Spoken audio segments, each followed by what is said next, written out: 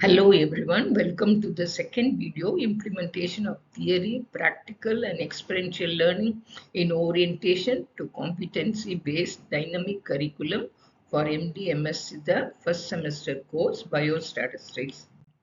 In this video, we will be discussing about implementation of theory with examples and references, implementation of practical with examples and references, and finally, we will be discussing about implementation of experiential learning with examples and references. Teaching methods in theory.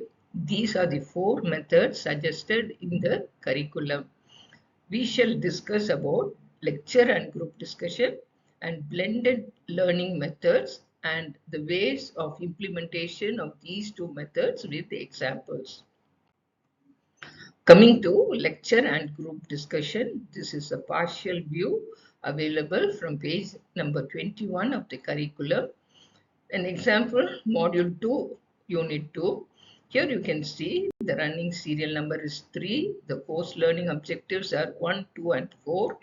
At the end of the course, the student should be able to describe different sampling techniques, non-probability based, snowball sampling, convenience sampling, quota sampling. It carries one notional learning hour in the form of lecture, and the domain activity would be cognitive knowledge, and the level of understanding of the student would be no. And the method suggested for this session is lecture and group discussion. In this case, the teacher shall define and explain non-probability sampling like snowball, convenience, quota sampling with examples. After the explanation, the class will be divided into small groups, and the students would be asked to discuss among themselves how each method is used in different biomedical fields of research. For example, at the end of the discussion, the students may come out with facts such as snowball sampling is common in qualitative research, especially for hard to reach or stigmatized populations such as homeless individuals, people with mental health issues, or drug users. By discussing these points, one can delve into the strengths, weakness, and appropriate context wherein it can be used. The teacher should stimulate the conversation and finally give the critique. Coming to the blended learning, this is an approach that combines online and traditional in-person classroom methods of teaching learning. This is a partial view of Module 3, Unit 1, available from page number 33 of the curriculum. Here you can see the running serial number as 1, and the course learning objectives are 1, 2 and 4. At the end of the course, the student should be able to understand and explain the concept of null and alternative hypothesis. It carries one notional learning hour in the form of lecture. The domain activity would be cognitive knowledge. The level of understanding of the student would be no. And the method suggested for this session is blended learning. So pre-class activities, that is online activity, would be the teacher shall share learning resources such as YouTube, videos, PPTs and book references about the hypothesis, that is null and alternative hypothesis, through platforms like Google Classrooms, LMS or WhatsApp group, and encourage students to review these materials at their own pace and to build foundational understanding before the class. In class activities, that is offline, the teacher should explain the concepts of null and alternative hypothesis by giving real life examples for better clarity, then engage students in discussion and interactive problem activities to apply, and these concepts need to be discussed in depth. And finally, the students must be able to identify the null and alternative hypothesis in real life scenarios. Coming to post-class activities, that is online, the teacher can assign tasks or assignments via Google Classroom where students can find the null and alternative hypothesis for different research questions or experiments. Understanding practical training. The teacher's role would be to demonstrate, providing resources, providing guidance or facilitation. Finally, summarize and conclude. The student's role would be performance, hands-on training, and presentation. Coming to the teaching methods in practical training, these are the methods suggested in the syllabus. So now we will be seeing in detail problem-based learning, demonstration, presentation, and group discussion among these methods. Key actions involved in practical conduction are teacher demonstrate, teacher would demonstrate, then hands-on training by the student, discussion and group-wise presentation by the student. Finally, the teacher would summarize and conclude. Coming to the M1 Module 1 Unit 1 as an example, the name of that, practical training is 1.1. This is available from page number 14 of the curriculum. The name of the activity is data entry, cleaning, grouping and coding of the given data set in Excel. 2 sets of data should be given for each group. Coming to the activity details, the teacher would demonstrate, then demonstrate data entry, cleaning, grouping, and coding of given data sets in Excel. Coming to hands-on training, divide students into 3 groups or small groups. The students should be provided with sample data sets, one specific to domain and the other one demographic related. Now encourage the students to do the activities like data entry, cleaning, grouping, and coding of the given data set in Excel, and ask them to discuss among their groups. Then invite the students to narrate and show the procedures they followed with their data set in Excel. A discussion on different methods used for text and numeric data, the challenges encountered, and the insights gained during this exercise should be brought out. So the teacher shall summarize the key concepts covered in this particular practical session. So here the practical section consists the key actions involved in the practical conduction are first the lecture. Meaning for every meaning the syllabus, lecture is followed by practical training. Practical training is followed by the experiential learning. So the teacher would have taught the students in the classroom as the form of lecture. So again, coming to the practical training section, the teacher can brush up the lessons learned during the time of lecture. Then teacher would demonstrate data entry, cleaning, grouping and coding of the data in Excel. Then the students would be divided into groups. So sample data sets will be given for each group, one domain specific and one demographic related. Students need to perform the data entry, cleaning, grouping and coding of the given data set in Excel. Students would discuss among themselves. Each group will narrate and show the procedure followed and the challenges they faced during the execution of the exercise. Finally, teacher would summarize the work done. So here the key actions involved are lecture, demonstration, group discussion, and presentation. Coming to data entry, as an example, now we shall see data entry of a clinical data set. This is an hypothetical data set wherein there are 20 patients, their corresponding age and other variables are entered in Excel.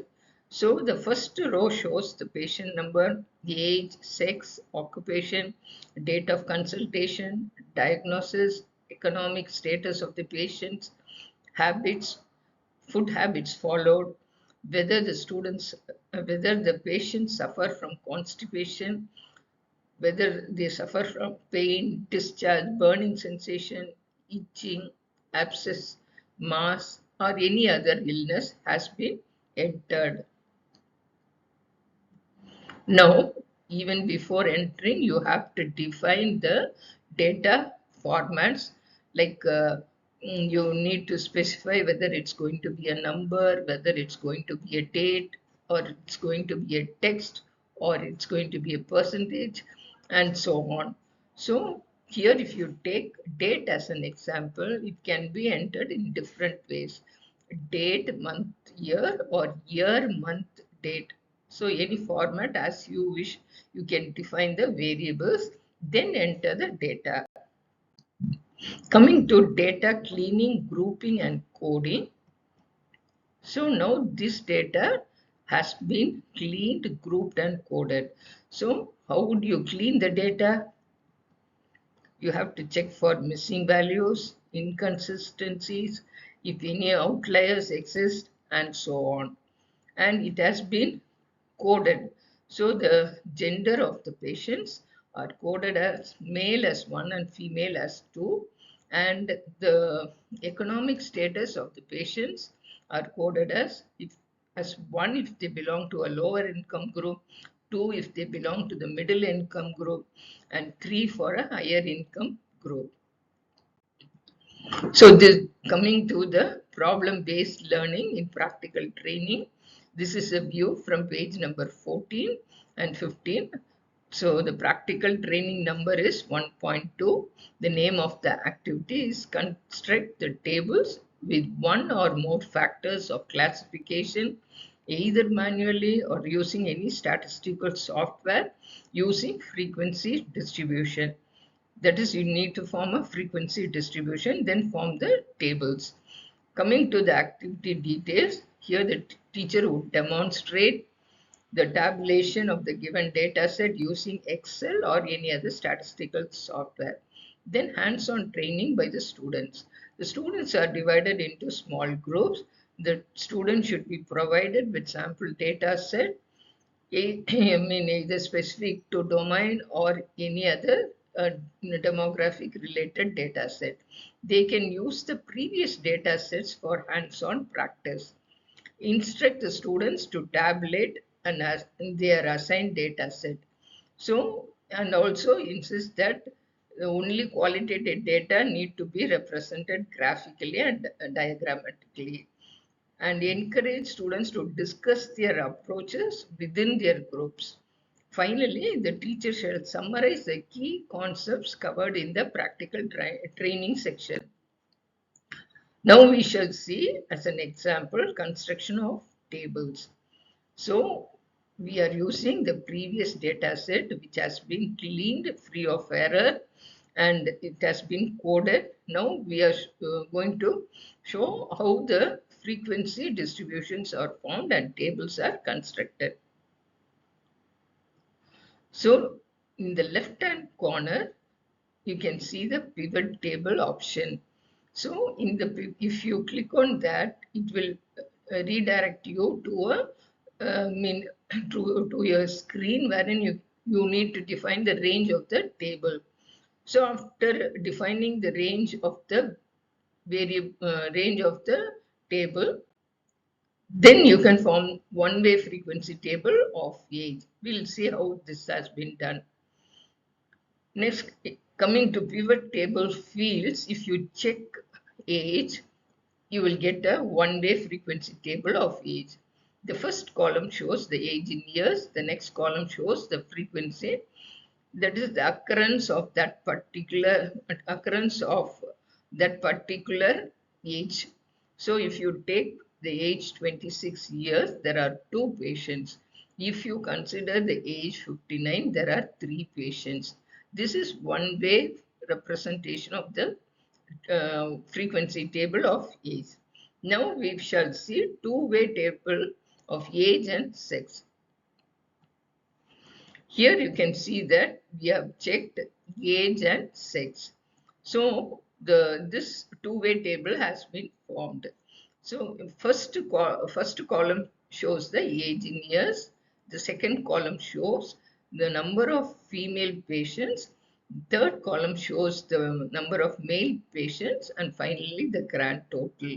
So when you look at this table, you can say that in the age 26 years, there is one male patient and one female patient. Coming to the age 59 years, there are three male patients and no female patients. So overall, there are 8 female patients and 12 male patients among the 20 patients who attended the clinic during that particular time period. Coming to data collection, data source. So, where to get the data? Primary data, you can use your own hospital data from OPD, IPD, use laboratory data, animal houses data, central research health facility, drug testing laboratories, pharmacies, surveys. Coming to secondary data, there are repositories wherein you can get the data from the theses, articles, databases, and data from the existing data sets. Here are the few links given. This is all government data bank wherein you can download the data. So coming to the last one, IDSP data is there. You can freely download the data with for disease related. Coming to understanding experiential learning, it is more of student centric than the teacher. The teacher's role would be to instruct, supervise, and finally evaluate and give feedback. Coming to students' role, execution of the given task, report preparation, and submission.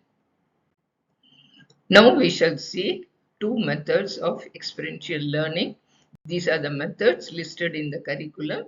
Now we will be seeing problem-based learning and self-directed learning. So coming to the example from Module 1, Unit 1, this is the experiential learning 1.2 from page number 17 of the curriculum. The name of the activity is presentation of the data. The activity details are data entry and cleaning, data tabulation, finally data presentation and interpretation. We have already cleaned the data, we have tabulated the data. Now we shall see the presentation and interpretation of the data diagrammatically.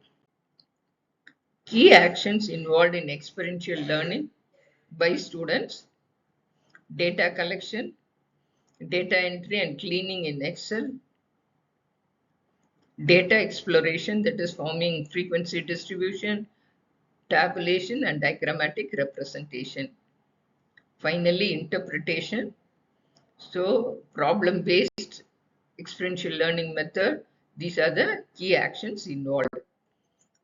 Now we shall see how we have the, as I said earlier, we have a cleaned and grouped coded data.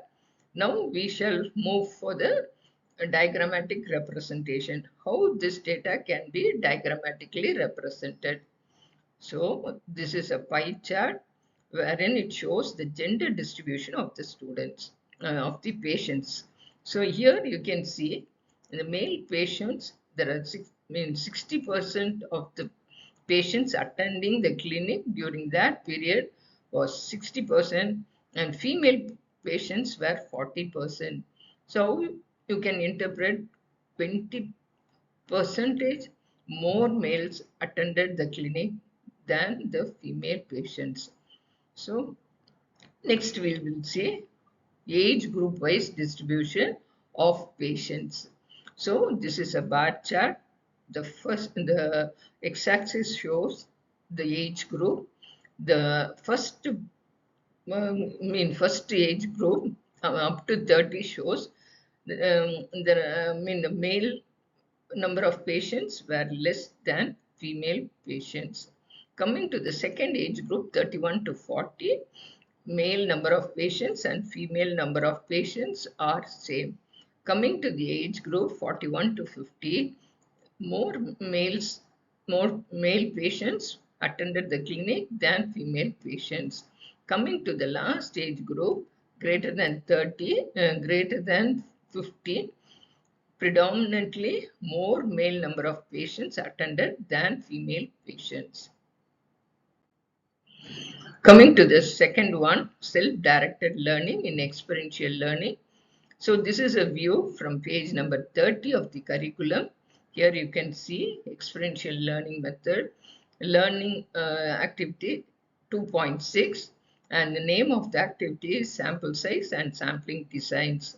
The details of the activity are data collection, that students should collect 5 research papers from databases like Google Scholar, PubMed, Cochrane, Dissertation, etc.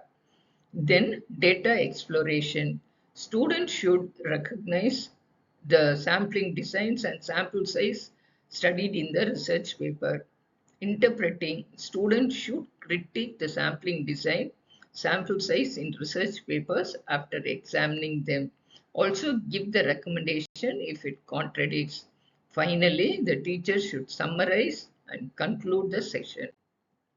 So, self-directed learning method is a method of teaching that gives students the freedom or autonomy to manage their own educational learning. Students determine their own learning objectives or set goals, select appropriate resources they require, and choose the approaches they wish to take. They then start working on learning new things and then assess their own progress. So, key actions involved in experiential learning by students. The students would search the literature and identify 5 research papers. The student should examine or explore the sampling designs and sample size used in the papers, critique the sampling design and sample sizes, give the contradictions or recommendations if any. Finally, teacher would summarize and conclude the session. Recap. So far, we have seen in the first video biostatistics, course learning outcomes, biostatistics syllabus with all modules and units. In this video, we have discussed implementation of the syllabus, that is theory, practical and experiential learning with examples. In the forthcoming video, we will be discussing about understanding assessment, that is formative and summative with the examples. Thank you.